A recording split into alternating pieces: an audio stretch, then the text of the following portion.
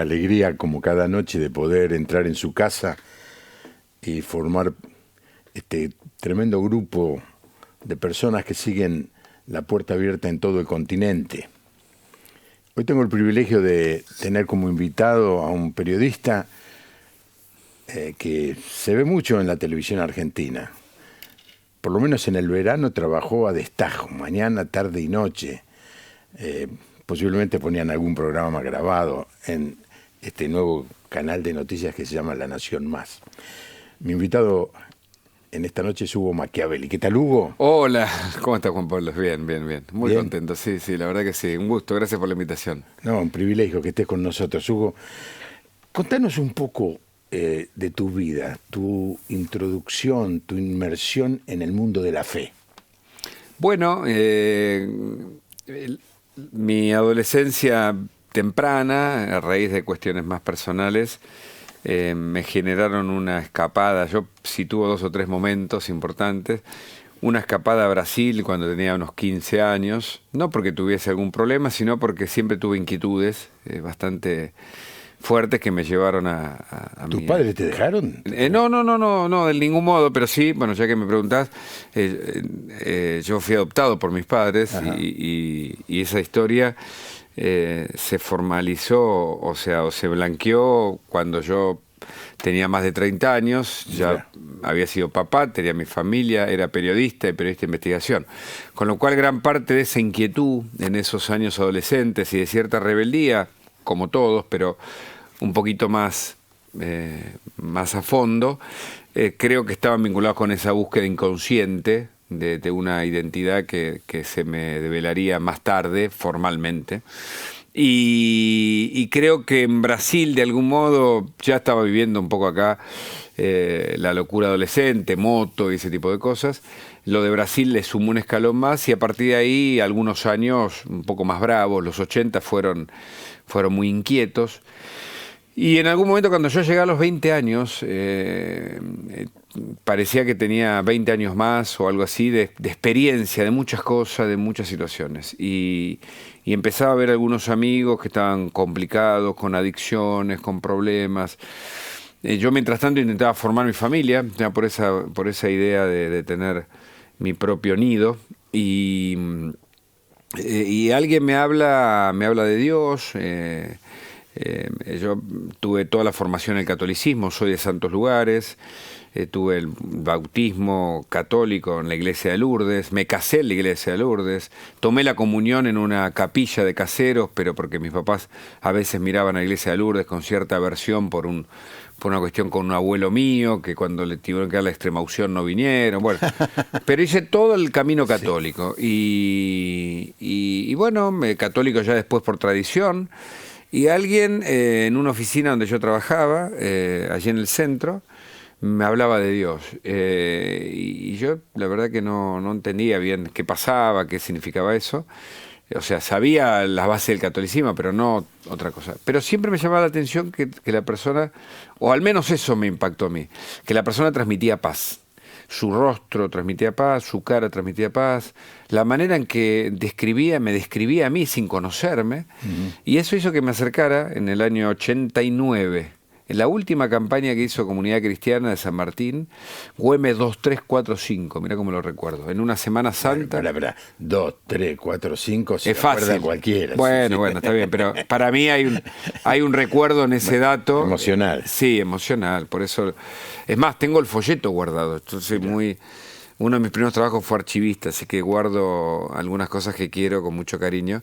Y tengo un folleto amarillo escrito con un crayón, así, campaña, qué sé yo, y me acerqué y bueno, la verdad que fue un ¿Por impacto. invitación de tu compañero de trabajo? Por invitación de mi compañero de trabajo. Claro. Y fui en esa Semana Santa, creo que fue un jueves el día que fui, pero por primera vez.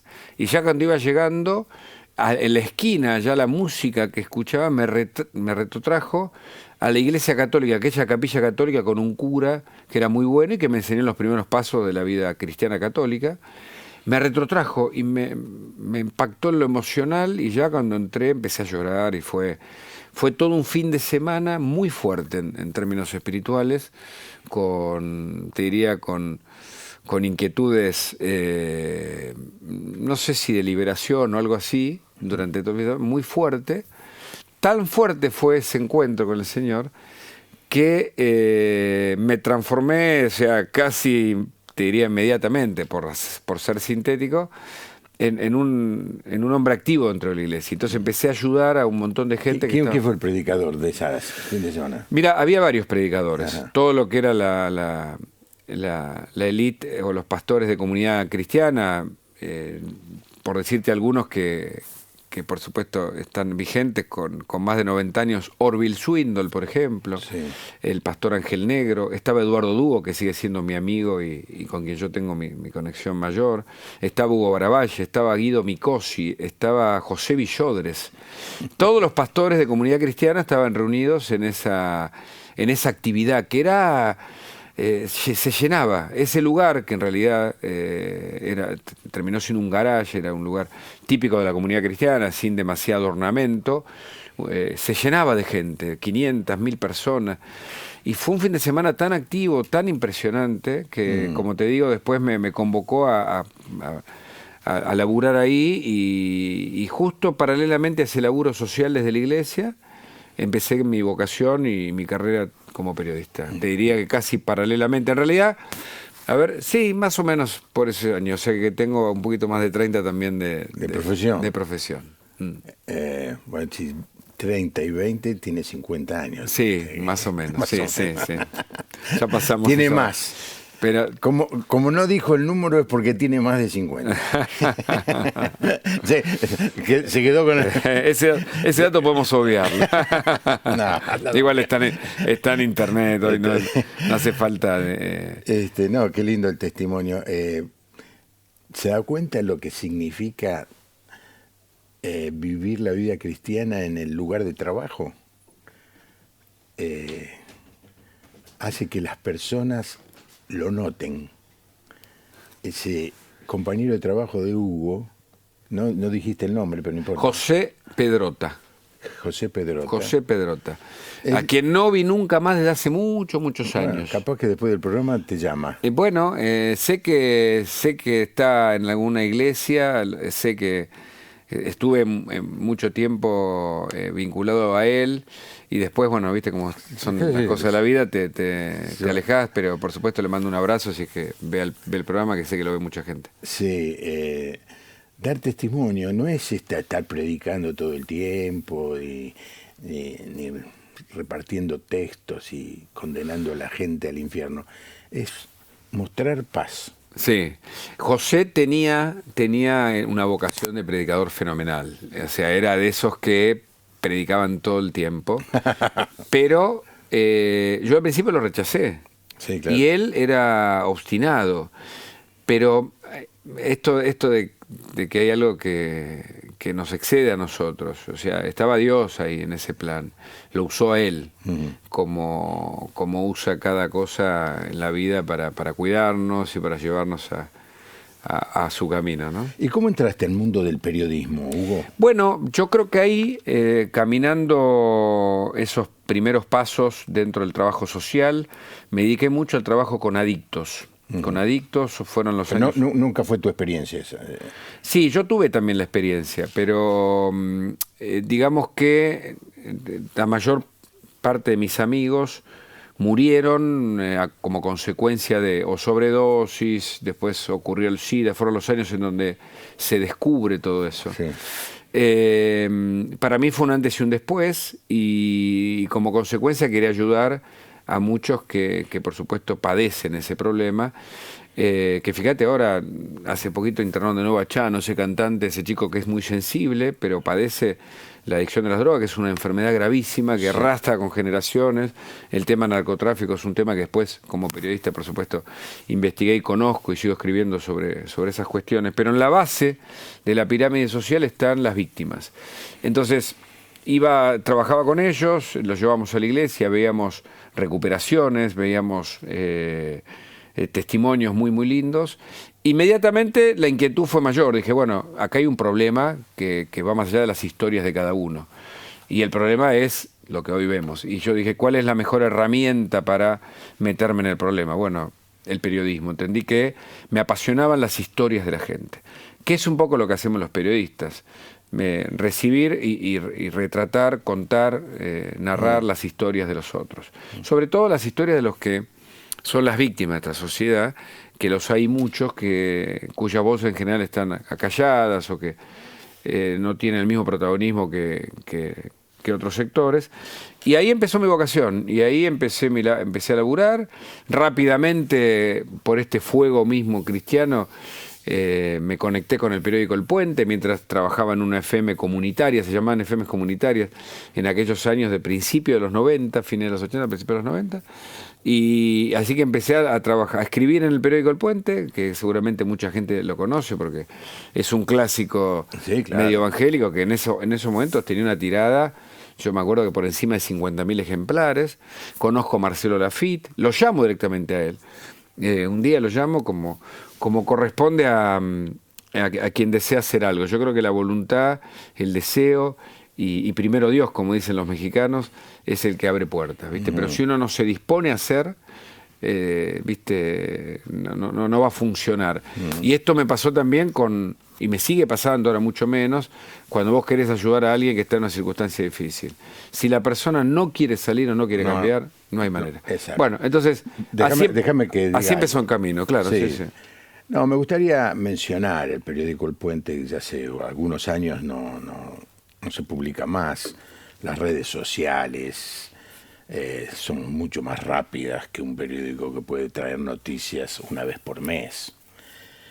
Pero cumplieron una etapa en la vida del pueblo cristiano en la Argentina, y honrar a Marcelo Lafitte y a Daniel Puccio, sí,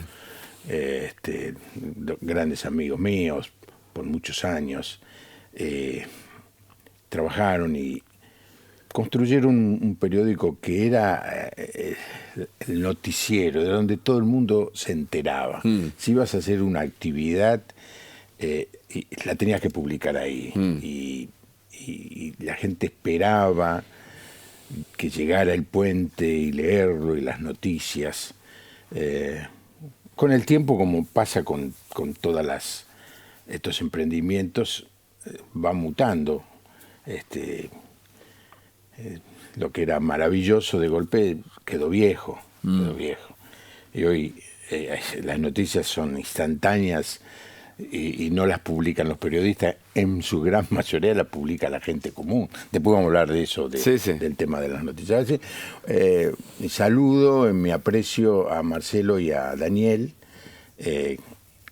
por el trabajo que hicieron. Yo no estoy seguro, pero creo que en la tapa del número 1 estábamos Salvador de Lutri y yo. En esa época estábamos haciendo un programa a la noche, todas las noches, en Radio Splendid, porque empezó el periódico El Puente en el año 85 o en el 86. Sí, por ahí empezó. Sí. Bueno, y te metiste a ser periodista del Puente. Claro, entonces yo trabajaba, digamos, en una FM comunitaria, haciendo lo que se conoce en el ámbito cristiano como periodismo secular o periodismo... Sí. Y un pie en el periódico cristiano.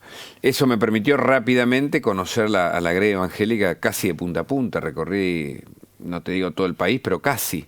Y visité todas las denominaciones, hice todo tipo de entrevistas, viví todos los fenómenos del de Anacondia, pasando por el de Freyson, por Billy Graham cuando estuvo en la Argentina. Bueno, todo lo que se te ocurra. Sé que vos fuiste también uno de los protagonistas de ese momento. Es decir, pude conocer el mundo evangélico y pude conocer la conexión con el mundo católico también. Pude ver a los pastores y a los sacerdotes laburando con los tobas en el Chaco, pude viajar, pude estar con ellos. Claro, en un momento determinado, después de todo ese laburo, una de las primeras notas, me acuerdo, era porque había inundaciones en el Delta y vinieron un grupo de misioneros ingleses y norteamericanos, se unieron en un trabajo y yo me embarqué con ellos y me metí en un bote, por ahí tengo las fotos, en el Delta profundo, y había laburo. Bueno, era la iglesia de los años 80 y 90 que fue muy efusiva, ¿no? Los fenómenos que ocurrieron acá transversales fueron muy impresionantes. Hasta que mi propio andar me llevó por algo que es una de mis vocaciones, una de mis especialidades dentro del periodismo, que es el periodismo de investigación. Es decir, detrás de las noticias siempre, es decir, el periodismo en general, cuenta el qué, responde a la pregunta ¿qué pasó? Y el periodismo de investigación es ¿por qué pasó? Y me di cuenta ahí que no era un ámbito para hacer periodismo de investigación porque el medio en sí mismo no estaba llamado a ese género. No. Entonces ahí es cuando salgo del periódico y salgo, digamos, no es que estaba solamente ahí, como decía, siempre hice la carrera también paralela en la sociedad en general. Y bueno, digamos nada, empecé a trabajar en otros medios de comunicación, en todos los que pude. Paralelamente hice una carrera educativa en términos de la vocación por la docencia, empezando clases. Mira, uno de los primeros lugares donde di clases fue en la secundaria, en el Colegio Cristiano de Martínez, frente al Unicenter, creo que existe todavía. Bueno, di clases a nivel secundario, después a nivel... ¿Qué materia? ¿Qué Y estudiaste? daba, no, bueno, era un polimodal, ¿viste? Claro. ¿Entendés? O sea, que daba materias de la secundaria. Después de la secundaria empecé a dar clase a nivel terciario. Bueno, yo estudié en la Universidad de Buenos Aires, soy docente en la Universidad de Buenos Aires. Después estudié Derecho en la Universidad de Salamanca, en la Facultad de Derecho de España. Siempre me gustó la educación y me gustó compartirlo. Me gustó... La educación para mí es la herramienta emancipadora del sujeto. Así como la Biblia dice, conocerás la verdad y la verdad te hará libre. El resto de la formación educativa, leer todo y aprender mucho, te permite tener otras visiones. Entonces, después di clase a nivel universitario en distintas universidades, después dirigí un posgrado en la Universidad de El Salvador sobre periodismo de investigación, o sea que paralelamente a mi carrera periodística hice la carrera académica. Bueno, ya que sos el mentor de una carrera de investigación, explícanos un poco qué es el periodismo de investigación. Bueno, es el que intenta contar aquello que no aparece en los medios en general.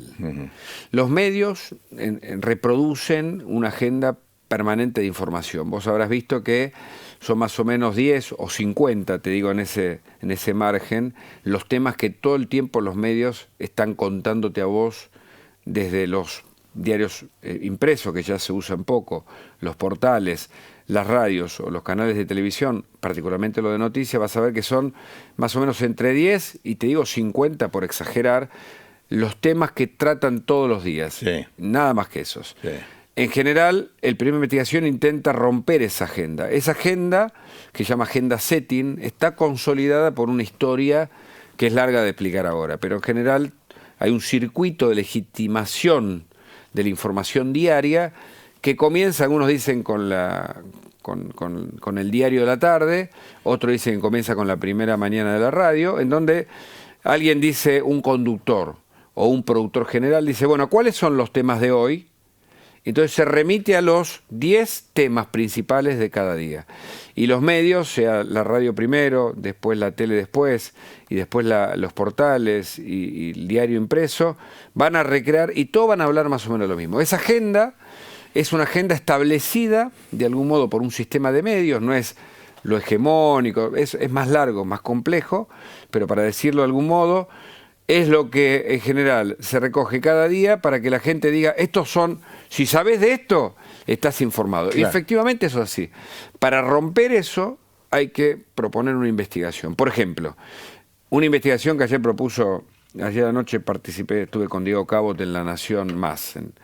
Yo conté algo del tema Barra Brava, por ejemplo, que es más de investigación, y él contó algo que se replica hoy en La Nación y que es de investigación. ¿Cómo pagó el presidente el pago por el juicio que quiere hacerle de 100 millones a Bullrich?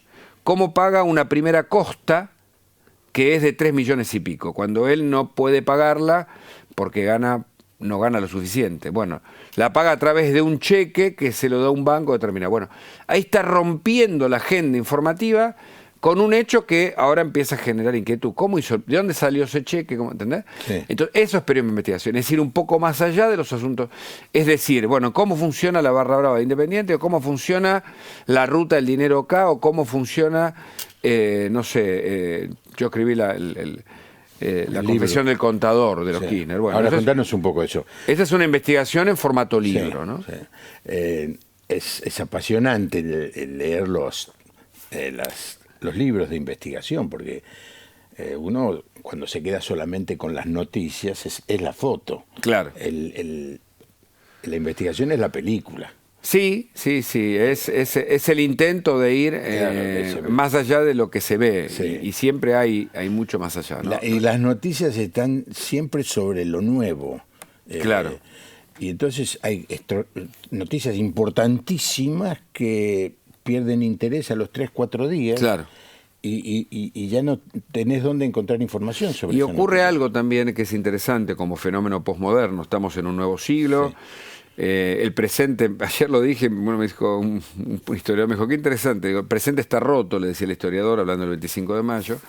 Pero está roto porque uno de los fenómenos de esta era posmoderna es la fragmentación. La fragmentación es lo que se dice en términos teóricos sociales, la muerte de las ideologías y de las religiones del siglo anterior. ¿Por qué? Porque el siglo anterior, pese a que hubo muchísimos avances, también fue el siglo en donde más muertes de la humanidad hubo, entre el Holocausto, las guerras mundiales. Entonces hay como un mundo nuevo que renace, un mundo mucho más caótico, más confuso, un poco más violento, más acelerado, en donde las noticias forman parte de un universo de todos. Todos somos ahora productores de noticias, de algún Sí. modo, y eso que antes era privilegio de los periodistas, ahora es de todos. Entonces, ya el periodismo también cambia, porque sin llegar a la investigación, el periodista de hoy tiene que ayudarte a entender para qué sirve ese dato que vos ya tenés ahí o que conociste a través de las redes sociales, para qué sirve saber sobre determinados temas.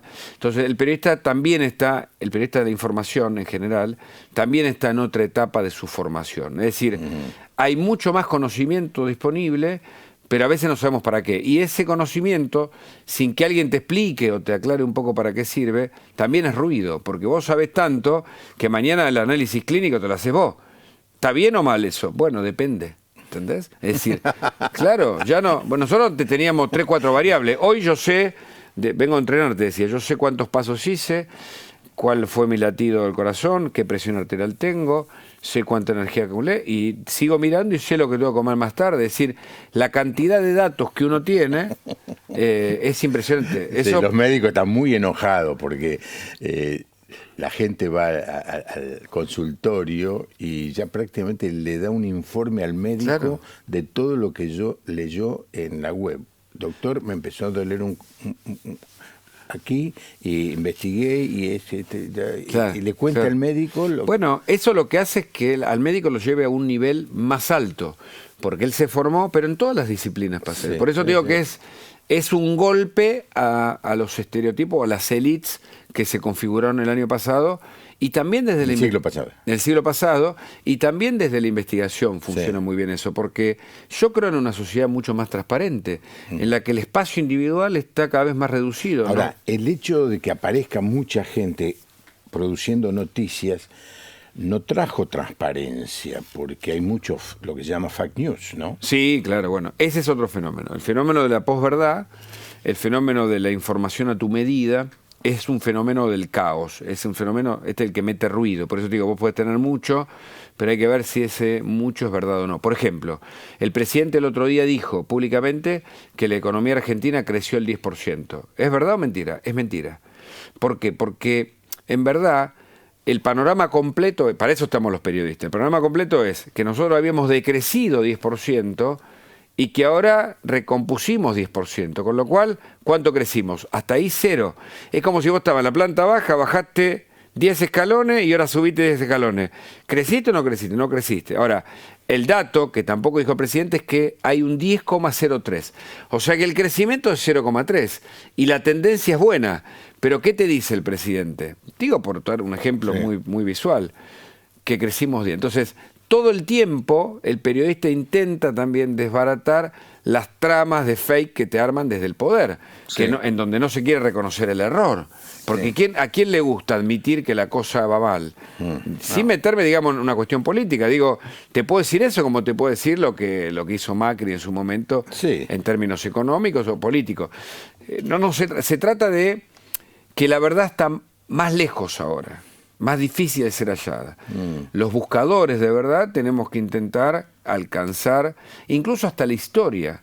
La historia, y ayer era interesante escuchar a los profesionales de la historia, tampoco es algo exacto. La historia es algo que usamos nosotros desde nuestro presente de acuerdo a la memoria que tenemos de los hechos. Ahora, ¿qué pasa? Hay coincidencias de que más o menos en 1810 había dos corrientes, los morenistas, los de Saavedra. Y hay un montón de otras cosas que son fake. Entonces, ¿qué es lo que diferencia una cosa de la otra? Que los profesionales de la historia dicen, estos hechos son más o menos parecidos a lo que pasó. Sí. Todos estos hechos son efectivamente falsos, ¿no? Sí, y uno cuando iba a la escuela primaria le contaban de dos personajes, ¿cómo era? Que repartían escarapelas, ¿no? French y Beruti. French y Beruti. Y después me dicen, no, eso no existieron. ¿Cómo no existieron? Entonces, lo que produce es... Claro. Bueno, French y Beruti no repartían escarapelas, repartían fusiles. Y fueron hombres del ejército de San Martín. Entonces, quiero decirte con esto, que también hicieron un rol. Entonces... Pero repartían fusiles... Porque eran, claro, porque... ¿Pero en el 25 de mayo? No. En otra época. Claro, quiero decir... Pero eran todos, o sea, los hombres de esa época eran patriotas, probablemente mucho más de los dirigentes que tenemos hoy, probablemente porque dejaban su vida ahí y iban a la guerra, no a la guerra contra la inflación, iban a la guerra de verdad, cuando vino San Martín y cuando estaba Belgrano, era gente de armas tomar, efectivamente, porque la libertad la pagaban con su vida. O sea que eran mucho más patriotas, pero estaban llenos de contradicciones. Sí. No la tenían tan clara. De hecho, los años posteriores a la Revolución de Mayo, lo que viene después es que se matan un poco también entre ellos. Sí. No, pero lo que yo te decía es que cuando me dicen que no existió French y Beruti, entonces la maestra me mintió. Y luego el próximo paso es, ¿y no me habrá mentido en otras cosas también? Claro. Cabral, soldado heroico, cubriéndose de gloria. ¿Existió Cabral? Y de golpe me dicen que no existió, que fue un invento. Entonces, produce que ahora ya no le creemos a nadie. Claro. Bueno, la duda... ¿Está bien eso o está mal? La duda metódica de la cual nos ilustró Descartes es muy razonable, incluso para nuestro propio proceso como sujetos sociales o seres humanos. Hay una duda metódica por la cual vos no debés creer de todo ni de todos inmediatamente. Tampoco podés desconfiar de todo. Tiene que haber, por eso hay una investigación que nosotros hacemos a lo largo de la vida para corroborar determinados hechos. Y tenemos que sacar lo intersubjetivo de ahí y quedarnos con algunos datos que pueden ser sobresalientes, como te decía. Finalmente, Moreno era parecido a Dios, no. Saavedra tampoco, San Martín tampoco. No eran parecidos a Dios. Ahora, cuando vos recorres los documentos históricos, tenían un tipo de conducta que te permite celebrarlos como patriotas, aunque no existía la palabra patria en ese momento. Entonces, esto es lo que hay que... O sea, no es ni una cosa ni la otra. Y la grieta, que es demasiado reduccionista, tampoco es nueva, porque aquellos hombres también tenían contradicciones en qué tipo de país querían. Sí.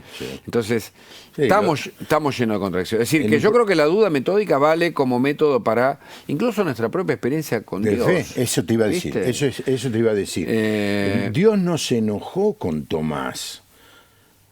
Le reprochó que no haya creído, pero no le reprochó. Pero si no estaríamos todos fuera, ¿viste? Claro, el margen de duda, ¿no? Creer, dice John Stott, es también pensar. Alguna vez te escuché un tipo, no piense, reciba. ¿Cómo no? Perdón, no, yo tengo que pensar. Dios me puso el cerebro para pensar, no para aceptar cualquier cosa porque me la dice un señor que grita fuerte. Y es muy importante eso, porque nos lleva a la investigación, al análisis. Claro. ¿Será cierto lo que dice el Evangelio? A ver, lo voy a leer yo. Léalo. Experimente. ¿Es cierto que Dios se presenta a mi vida? ¿Es cierto que el Señor está al lado mío, que me lo prometió? ¿Y eso lo puedo dudar de eso? Sí. Pero también puedo experimentar que es cierto y comprobarlo. Claro. Eso es la fe. Pero totalmente. Bueno, por eso los sentidos que confirman la presencia de Dios, o en todo caso, ¿cuántas veces decimos, mirá, si Dios no hubiera estado ahí con su mano, ¿a dónde estaría? Entonces, esa experiencia esa experiencia hasta sensorial, la presencia de Dios cuando se manifiesta y de repente nos emocionamos o lo que nos pasa, que es inexplicable, por cierto, Claro. Nos pasa por algo, para dar fe, para dar testimonio Claro. de lo que Dios hace entre nosotros, ¿no? Bueno, aquí estamos con Hugo Machiavelli, periodista, se lo ve con un poquito más de barba en el canal La Nación. No, ahora me estoy, a veces, ahora me la estoy para sacando. hoy se afeitó. No, sé me si estoy... tendrá que- Hay, viste, como una moda ahora de los últimos años de dejarse un poquito la barba. Yo me prendí a esa tendencia en algún momento con algunos que me decían te queda bien, mal, y un poquito. Entonces, un amigo que también es barbero me dijo, mira, el concepto para mí es, che, ¿Hugo tiene barba o no? O sea, es que no sé, me parece que, viste, que no quede claro ni una cosa ni la otra. Es decir, y que tampoco la cara lavada, tan lavada, también da a veces, viste, no sé. Che, yo la tengo lavada, soy lampiño toda mi vida. Ah, ¿sí? Apenas me afeito. Sí. Bueno. Eso es una... No sé, ¿ibas a decir algo de lo de cara No, lavada? no. Peyorativo. No, para nada, no. Quiero decir, algunos la cara así lavada, es como que te faltara algo. ¿Viste? Bueno, cuando tenía 35 años, en esa época del 80, dirigía una conferencia de pastores de todo el país. Y yo vine y dije, tenés una cara de pibe, entonces me dejé el bigote Ah, mira, para parecer mayor. claro. Y el día que cumplí los 50 me lo saqué para parecer menor. Claro. Las mujeres tienen muchas más herramientas para modificar por la supuesto, situación. claro que sí. Hugo, una de las investigaciones que más se conocen tuyas es esta del contador. El libro le pusiste... La confesión de Contor, que es el contador de los Kirchner, claro. El contador de los Kirchner. ¿Fue iniciativa propia? Sí, fue iniciativa propia y a su vez dentro del equipo de investigación de La Cornisa, un programa en el que laburé muchos años. Y fue interesante el proceso porque el contador de los Kirchner es como el que guarda los secretos, ¿viste? Los tesoros y los datos que en general uno sabe que además están documentados ahí, porque no es alguien que habla, viste, un chofer, es el tipo que lleva los documentos. Así que procuré que me recibiese en la cárcel, estaba muy lejos de arrepentirse, en momentos en donde ya llevaba algún tiempo en prisión, como procuré entrevistar a otros, procuré entrevistarlo a él, y vía su abogado logré, tras mucha insistencia, que me atendiera una vez que me recibiese, ¿no? Y bueno, me recibió con sus características de hombre culto, digamos, un hombre fino y... ¿El abogado? El abogado. No, el contador en la cárcel. Vi al abogado, me recibió. La idea, ¿para qué lo voy a recibir si yo no le voy a dar nunca una entrevista? Yo quiero conocerlo, quiero, aunque sea que me reciba para conocerle y hablar con él. Bueno, efectivamente, en Marcos Paz, que es una de las 2 cárceles de máxima seguridad de Argentina, pude dar con él después de un largo trabajo. El laburo de los periodistas a veces tiene mucho tiempo de investigación en la previa, de producción o de preproducción.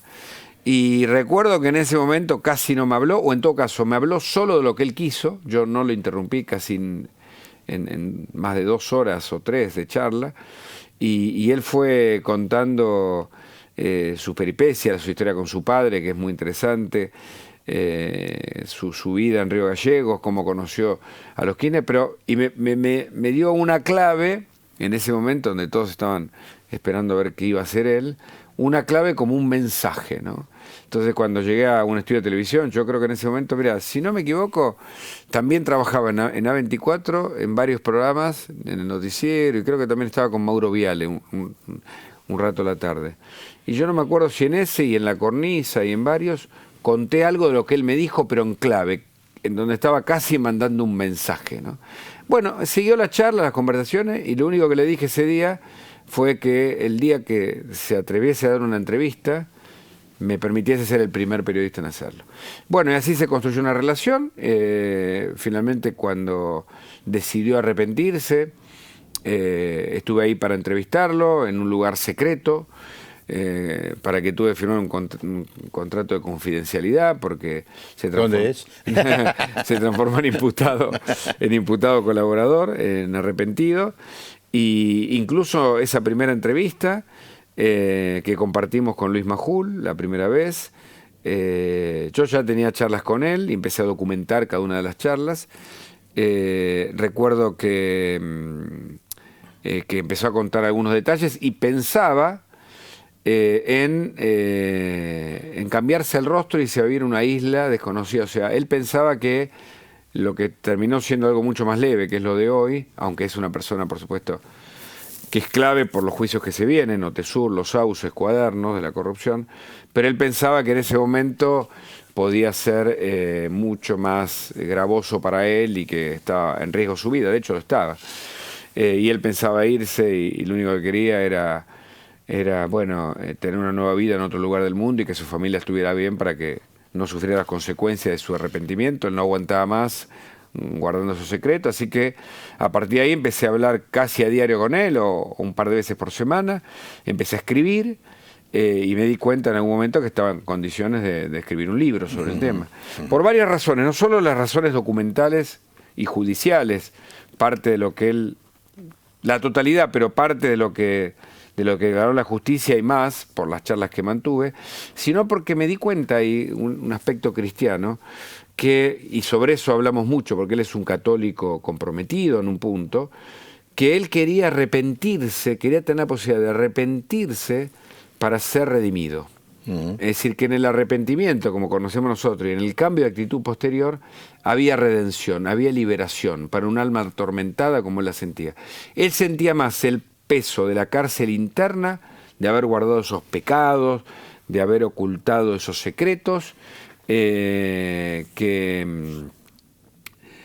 lo que significaba estar preso, aunque la pasó muy mal, en un momento no comía porque tenía miedo que lo envenenaran. Y bueno, él formó parte del sistema IRI, que era para presos de corrupción, porque allí el poder económico y la posibilidad de la corrupción del sistema carcelario es mayor, por eso se puso un sistema particular. Y así seguimos entrevistándolo, lo seguí entrevistando en varias oportunidades. Después conocí su casa en Río Gallegos, estuve con su familia, me mostró dónde guardaba la plata, me mostró el recorrido de dónde se guardaba el dinero. Bueno, eso se transformó en un libro que está a la venta con todavía mucho éxito. Salió hace un par de años, creo que en el 2019 fue el libro. Y lo presenté también en el exterior y creo que es un libro que vale la pena tener en cuenta por estas dos dimensiones. Lo judicial, si uno quiere saber lo que pasó durante el kirchnerismo, es de lectura obligatoria prácticamente, porque no son los dimes y diretes, sino que es alguien que conoce la génesis del kirchnerismo, que conoce lo que él mismo denominó la ciudad del pecado. Él nunca me voy a olvidar, porque tiene un costado espiritual esto. La escritura yo trato de matizarlo de la perspectiva humana, desde la dimensión humana, que me parece que es una de las herramientas que tenemos los periodistas para dar cuenta de lo que nos pasa a los hombres, ¿no? Todo el tiempo, y también de la posibilidad del arrepentimiento. ¿Sí, él leyó el libro? Mirá, yo se lo dediqué, te imagino que sí, por supuesto. Imagino que sí. Nunca tuve reclamos de su parte. En algún momento es cierto que me reclamó que no lo tuve instantáneamente, pero a mí me costó hacérselo llegar, porque él está en Río Gallegos.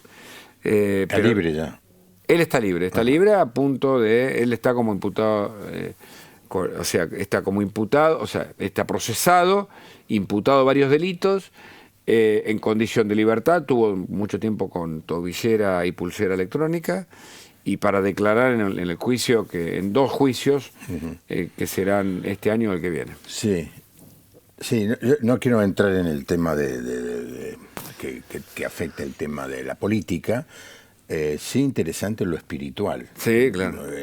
Charlando en algún otro momento con vos me habías dicho de la agonía de este hombre, ¿no? Sí.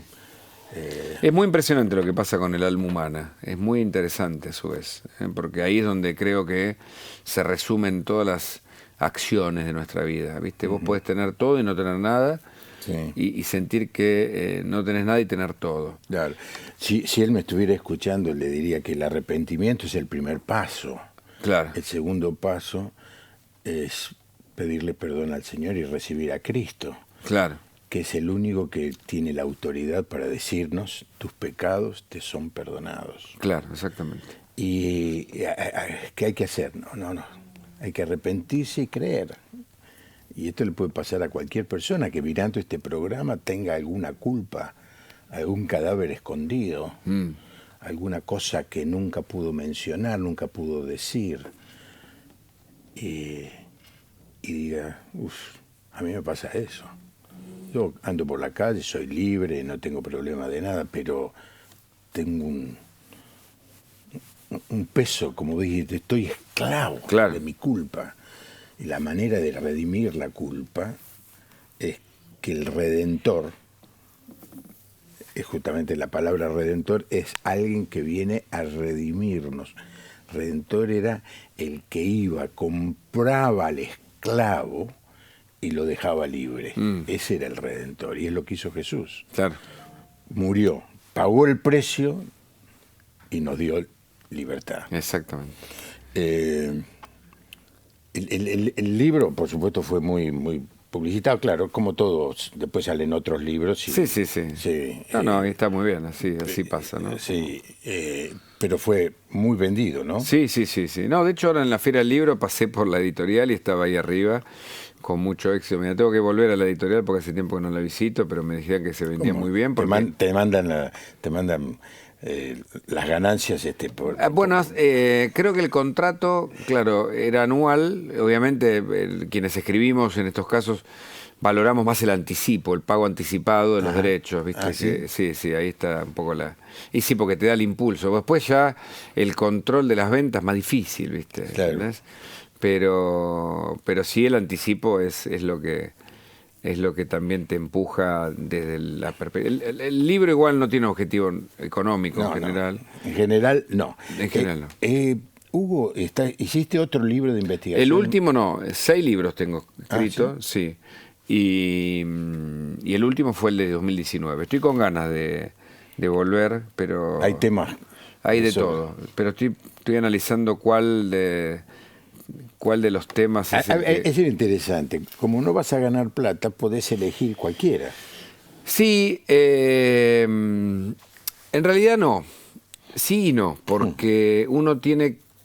A esta altura se supone que vas creciendo como en el campo de los medios, de cada uno de los medios, vas creciendo en el tratamiento de los temas, en popularidad, en ventas y en lo económico. Entonces, tiene que ser algo que sienta que es útil, que vale la pena. ¿Entendés? El libro anterior fue un libro sobre la identidad y ese también me dio un montón de satisfacciones porque se habla allí de temas que van desde la trata de personas, pasando por las adopciones, es de investigación, de ensayos, de crónicas, y me escribieron, te diría cientos, no sé, no te quiero decir cientos de miles, pero como escribí mucho en Clarín y que yo, desde Mirta Legrand hasta Quien se te ocurra en La Nación, en todos lados, se escribió mucho también sobre mi historia en particular, a tal punto que ayudé y colaboré con proyectos de ley sobre el tema de la identidad de origen, ¿viste? Para comunidades de... En la Argentina hay 10% de la población que no conoce su origen biológico. 10%. 10%. 4.700.000 sería, más o menos, sí. Entonces, que hay personas que se quedan ancladas a esa falencia.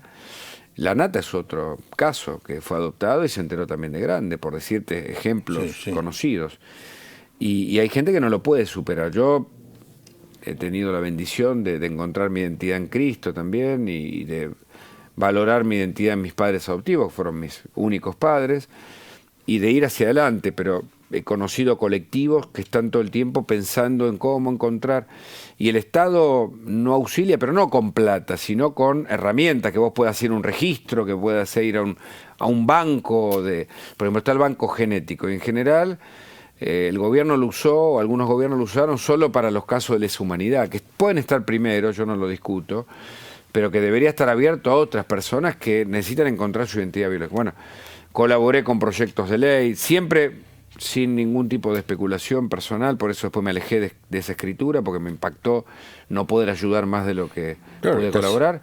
Pero hace días salió, por ejemplo, una ley de identidad de origen biológico que le hizo Franco Bagnato, un periodista que fue senador y me convocó para que lo ayudara o lo apoyara. Y hay 3 o 4 provincias que lo tienen: Córdoba, Mendoza, ahora Buenos Aires. Ley de identidad de origen. Es decir, que si vos mañana te enterás que sos adoptado, puedes hacer un registro y puedan decirte, mire, el paso siguiente es ir al hospital, nosotros, vamos, hay una base de datos, o sea, que puedas saber tu origen. Para muchos, sin ese eslabón, no hay vida, ¿entendés? Es fuerte el tema. Sí. Entonces, ese libro sentí que era valioso, tuvo mucha repercusión. Bueno, tuve un diploma de honor del Senado de la Nación. El libro del contador, como te digo, tiene el valor de que por primera vez en la Argentina se utilizó la ley del arrepentido para causa de corrupción. Hasta ese momento la ley del arrepentido era solo para delitos de narcotráfico y trata de personas, no para causa de corrupción. Y la Argentina tiene un enorme problema cultural y de corrupción. No es posible que el Senado, la vicepresidenta, te dé otra medalla de oro por este... Y capaz que lo leyó. Y bueno, debería leerlo porque, bueno, Manzanares, una de las cuestiones que lo llevaron también a arrepentirse fue el haber sido abandonado en esa reclusión, y cuando él pidió auxilio, después de haber dado toda su vida a favor de un montón de gente, tuvo las peores respuestas, entre ellos de Cristina Fernández. Entonces, ese abandono que recibió lo hizo dar cuenta de que todo era una ficción de gente solamente interesada en su propio beneficio.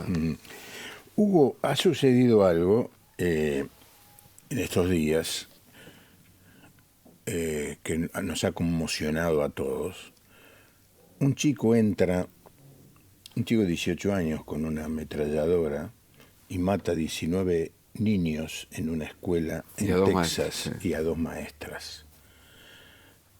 Desde tu perspectiva de periodista, de investigador y de cristiano, como que te estoy tomando un examen. ¿Qué comentario te produce eso? Porque yo estoy conmocionado, te digo. Mira, los sistemas, hay mejores sistemas que otros, en términos de sistema democrático, por ejemplo. Estados Unidos, en general, ha superado nuestros estándares morales, porque, por ejemplo, los mafiosos en general sufren la pena o los... Un presidente que miente no aguanta en el poder, Sin embargo, en el poder. La contrapartida, la contradicción de ese sistema es que, como dijo alguna vez John Maxwell, a quien seguramente leíste... Sí, lo conocí. La cadena es tan fuerte como su eslabón más débil. Entonces, ese sistema que por un lado exige, desde el punto de vista cultural, a que vos, y desde el punto de vista económico, ¿no? Porque está fundado en la ética protestante, digamos, que de algún modo escribió Weber, fundado en la idea del dólar, en God Might Trust, es decir, en la cultura cristiana. Sí, la Constitución americana. En la Constitución también, que fue la primera que se publicó de las liberales, la primera que se publicó en un periódico. Tiene como contrapartida esto, que como es un sistema de hombres y los hombres tenemos defectos, no pueden resolver el problema de la exigencia que propone para formar parte de ese sistema. Esa exigencia muchas veces daña a quienes no son capaces de estar en el sistema. Genera daños colaterales.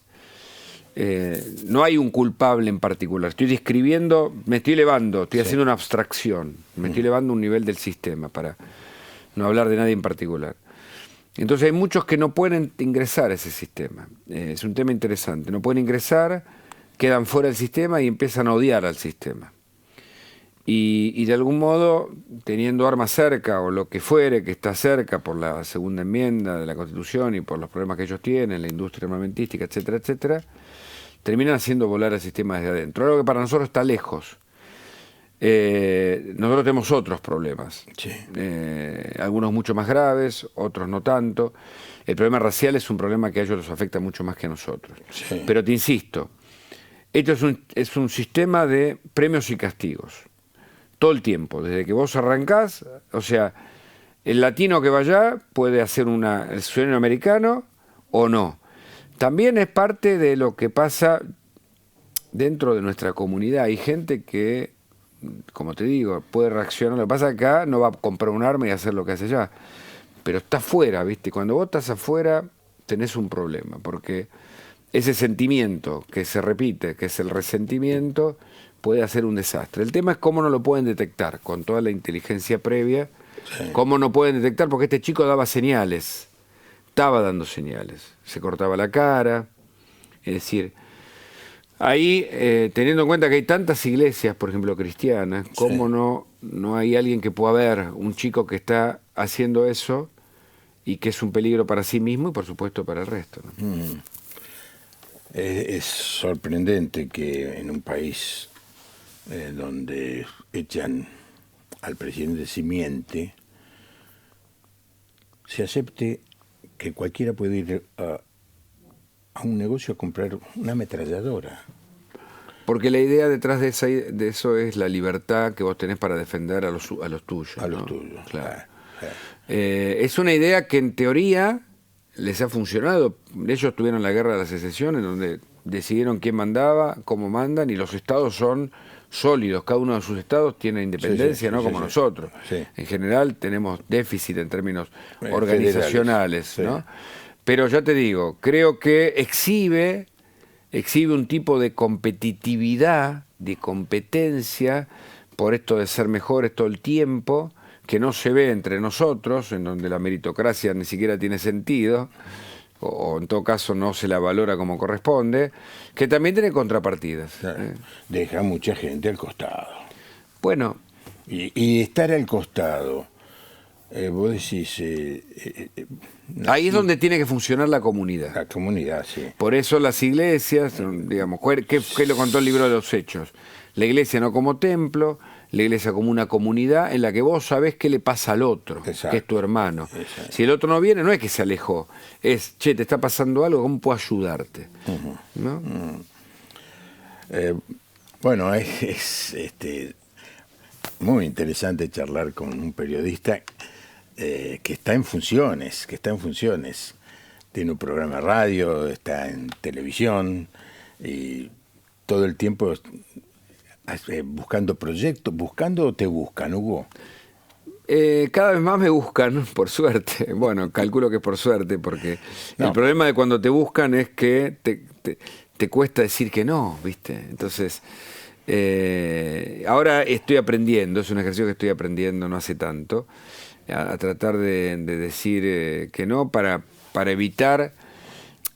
Si puedo lograr hacer aquello que solamente que disfruto en los próximos años, lograré un objetivo que estará vinculado con lo que Dios quiere, porque siempre para mí fue un norte o una motivación ese versículo que dice, porque Dios pone en nosotros el querer y el hacer por su buena voluntad. Entonces para mí fue bastante fácil en ese sentido sentir que era, viste que nuestra discusión es qué es de Dios, qué no es de Dios. Bueno, yo siento que si esto tengo ganas de hacerlo, tengo deseos, porque Dios lo puso en mi corazón.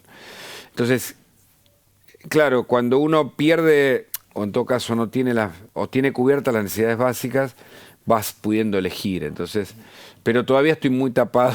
Laburo todos los días, Juan Pablo.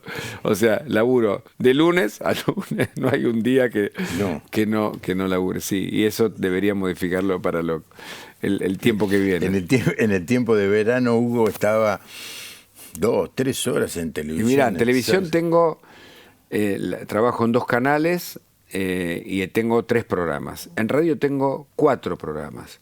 Soy profesor de la Universidad de Buenos Aires, tengo mi propia productora, o sea que ya ahí creo que van 10 frentes. Y creo que escribo en lanación.com, o sea que... ¿Tu señora te saluda cada tanto? Sí.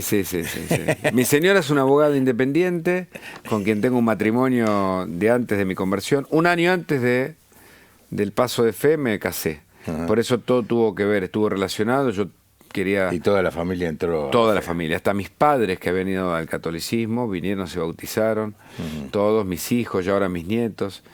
3 hijos, 3 nietos, 3 hijos universitarios, independientes, y 3 nietos en jardín. Bueno, ha sido un lujo. Bueno, muchas gracias. Hugo. El gusto ha sido mío, Juan Pablo. La amistad de siempre, de toda la vida. Hemos conversado de eso también en alguna otra oportunidad más íntima. Sí, sí. Y nos enorgullece cuando uno mira el programa de televisión saber que una persona de fe está dando las noticias. De todas maneras, aunque sea... Ojalá demos buen testimonio, Sí, ¿viste? sí, Yo sí. siempre... No, ojalá no. Espero, bueno, estar... Bueno, ojalá significa Dios quiere. Dios quiere, bueno. Sí, Dios quiere. Sí. No, por eso hablábamos antes, ¿viste? No es por nada, es por nuestros méritos. Dios ha sido bueno y lo es con nosotros, ¿viste? Y suple nuestra falencia. A veces hay que mirar, esa perspectiva de la historia está buena, nuestra propia historia, mirar para atrás y ver hasta dónde el Señor nos ha ayudado, Sí. desde el comienzo hasta acá. Y hay que tener esperanza sobre eso, ¿no? Sobre esa fidelidad, no sobre la capacidad que tenemos nosotros de hacer las cosas. Aunque tampoco hay que descreer de nuestra propia capacidad, porque son las capacidades que Dios nos puso. nos dio. Bueno, cuando usted lo vea por televisión, ore por él. Muchas gracias, muchas gracias. Ahí está mi hermano, Hugo. Te pido que le des sabiduría, la mente fresca, libre, le des palabra, le des gracia. Y alguien que trabaja en el mismo medio, cuando le comenté, me dijo, buenísimo. Esa es la expresión que me dijo. Mira qué interesante. Buenísimo. O sea, que estás dando testimonio. Y algo se percibe, ¿no? Algo se percibe. Gloria a Dios, entonces. Como nos gusta decir a nosotros. Gloria a Dios. Un abrazo. Otro abrazo. Gracias por venir. Al contrario. Espero que le haya gustado el programa, le haya reflexionado. Sé que algunos comentarios que rozan lo político le puede molestar. Si le molestan, compre el libro de él y léalo. Capaz que dice la verdad. Y está bien que moleste. La idea también es que ciertas cosas nos incomoden. Exacto. Está bueno. Vos sabés que es John Stott, y yo lo digo siempre, ¿no? Sí. John Stott dijo, un buen sermón perturba. Si no te perturba, no es un buen sermón. Está bueno. Si este programa no lo perturbó, no ha sido un buen programa. Sé que perturbó más de uno. Que tenga una buena noche, que Dios lo bendiga. Hasta mañana.